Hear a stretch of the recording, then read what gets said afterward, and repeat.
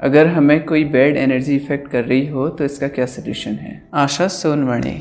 और कुछ सिम्टम्स भी हैं बट टेस्ट रिपोर्ट्स में सब कुछ नॉर्मल आता है। It's talking about outer negative energies or bad energies. यानी कि कोई बाहरी नकारात्मक ऊर्जा से कैसे बचें। पहले हम लोग बात करेंगे कि किन कारणों से हमें बाहरी नेगेटिव एनर्जी इफेक्ट करती है। उसके बाद बात करेंगे कि इनका सोल्यूशन क्या हो सकता है। इस तरह की घटनाएं बहुत सारे लोगों के अनुभव में आती हैं कि जब कुछ अननेचुरल फील हो रहा होता है, डॉक्टर के पास जाते हैं, टेस्ट रिपोर्ट्स नॉर्मल होती हैं, पर उसके बाद भी कुछ ऐसा घट रहा होता है हमारे साथ जो कि हमें नेगेटिवली इफेक्ट कर रहा होता है। तो किन किन कारणों से हमें बाहरी ऊर्जा इफेक्ट कर सकती है? सबसे मेन कारण है हमारे ऑरा का कमज़ोर पड़ जाना। हमारे प्राणों का जो आवरण होता है, जिसे ऑरा कहते हैं आजकल हम, वो क्षीण हो जाता है। इसके लिए बहुत सारे कारण हो सकते हैं।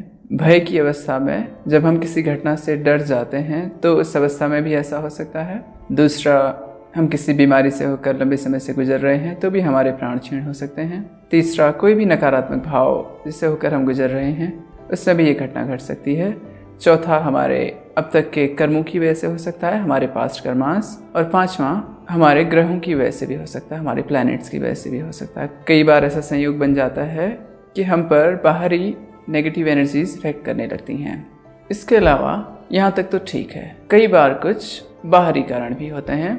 किसी के माध्यम से इंटेंशनली या अनइंटेंशनली भी नेगेटिव एनर्जी हमें इफेक्ट कर सकती है, चाहे किसी ने जानबूझकर भेजी हो या अनजाने में उसके द्वारा हुआ हो कुछ ऐसा। तो ये तो पॉसिबल रीजंस हैं। अब बात करते हैं इसके सॉल्यूशंस की। इसके 3 पॉसिबल सॉल्यूशंस हो सकते हैं, और भी हो सकते हैं। मैं यहाँ पर केवल 3 के बारे में ही बात करूँगा। पहला कि हम अपने पर कार्य करें, स्वयं पर कार्य करें। हम अपने ऑरा को इतना मजबूत बना लें कि हम पर कोई आउटर एनर्जी इफेक्ट ही ना कर सके। उसके लिए सबसे बेस्ट तरीका है कि हम ध्यान का अभ्यास करें। एक, अगर हम रेगुलर प्राणायाम का भी अभ्यास कर रहे हैं तो हमारा प्राण शरीर मजबूत बनता है, हमारे प्राणों का आवरण मजबूत बनता है। 2, तीसरा, हम गायत्री मंत्र या महामृत्युंजय मंत्र इनका अभ्यास कर रहे हैं तो भी हमारा ऑरा मजबूत रहेगा, हमारा प्राणिक आवरण मजबूत रहेगा, तो बाहरी ऊर्जाएं हमें इफेक्ट नहीं करेंगी। तो पहला तो ये तरीका है कि स्वयं पर कार्य किया जाए और इन घटनाओं के घटने से पहले ही अपने प्राणों के आवरण को, अपने कवच को मजबूत रखा जाए। इसका दूसरा उपाय है कि हम किसी सुपर पावर की हेल्प लें, उसकी सहायता से इन चीज़ों से बचें। इस तरह की घटनाओं को डील करने के लिए भारतीय कल्चर में बहुत सारी रिसर्च हुई, तो हमने मंत्रों पर बहुत सारा कार्य किया। तो इसके लिए हमें जो कि पर्टिकुलर नेगेटिव एनर्जीज को हटाने के लिए प्रयोग में लाई जाती हैं, उनकी हम सहायता ले सकते हैं, उन दैवी शक्तियों की हम सहायता ले सकते हैं। उनके मंत्रों का हम अभ्यास कर सकते हैं कुछ समय तक संकल्प लेके। तो इस तरह की ऊर्जाओं को हम अपने से दूर कर सकते हैं। तो इसमें जो सबसे टॉप पर मानी जाती है सुपर पावर, उसको बोलते हैं हम वल्गा शक्ति। आजकल हम उसे बगलामुखी नाम से भी जानते हैं। वल्गा के मंत्रों का अनुसंधान कर सकते हैं। दूसरी सुपर पावर है जो कि हमारे पूर्वज हैं, हनुमत शक्ति, हनुमान जी, जो कि एक तरह से विशेषज्ञ हैं संकट को हरने के इस तरह के, इसलिए उन्हें संकट मोचन भी कहते हैं।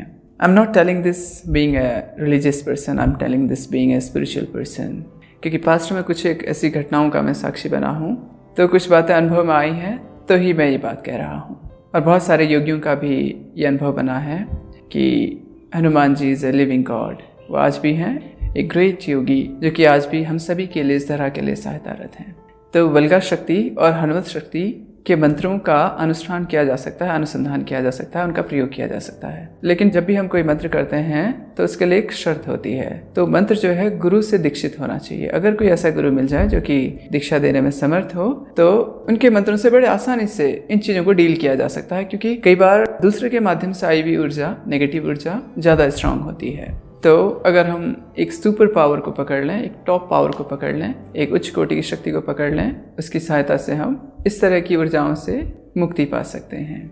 लेकिन प्रॉब्लम ये आती है कि आजकल ऐसे गुरु बहुत कम हैं जो कि मंत्रों में दीक्षित कर सकें, मंत्र की दीक्षा दे सकें, उनको ऊर्जान्वित करके हमें दे सकें और हम फिर उनका अनुष्ठान कर सकें। तो इसके लिए एक अल्टरनेट ऑप्शन है, यानी कि एक विकल्प है इसके लिए, हनुमान चालीसा। हनुमान चालीसा जो है और देवी देवताओं की सामान्य स्तुति की तरह नहीं है। इसको इस तरह से डिजाइन किया गया है कि एक मंत्र की तरह प्रभाव देता है। ज़्यादा डिटेल में मैं नहीं जाऊँगा, बट इतना कहूँगा कि कुछ समय तक इस पर अगर प्रयोग किया जाए तो इसके इफेक्ट्स, इसके रिजल्ट्स अल्टीमेट हैं। तो इससे भी हम कर सकते हैं 11 दिनों तक, 21 दिनों तक, रोज 11 बार एक साथ, पूरे ध्यान से और पूरे संकल्प से। करते हुए ये भावना करके कि मेरी नेगेटिव एनर्जी दूर हो रही है और हनुमत शक्ति मुझे हील कर रही है।